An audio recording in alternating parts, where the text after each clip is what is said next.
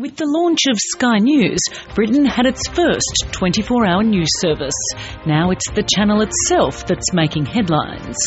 Getting the green light, the Culture Secretary says News Corp can take over BSkyB. The parent company, BSkyB, is already part-owned by Rupert Murdoch's News Corporation.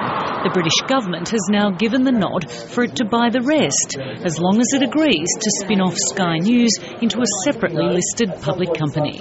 There's been a widespread campaign to urge him to refer the issue to the Competition Commission. I think there's 250,000 people signed this petition. Over 100,000 now have written to him. He's ignored all that. He's ignored the original Ofcom recommendations, and he's handed over, well, effectively near monopoly control by British media in the long term to Rupert Murdoch. Rival newspaper groups like The Guardian and The Telegraph are outraged by the deal. They say it's a whitewash.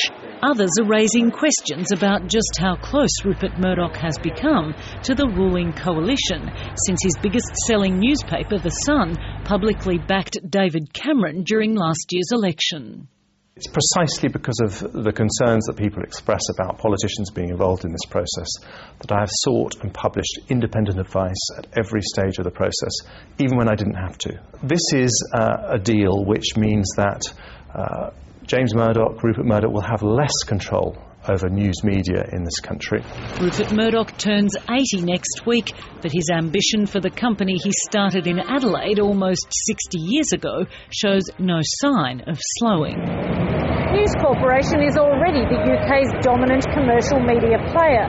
It owns 4 of the biggest-selling newspapers, and even though the government is making it hive off Sky News, it will still be allowed to retain a 39% stake in the pay TV channel.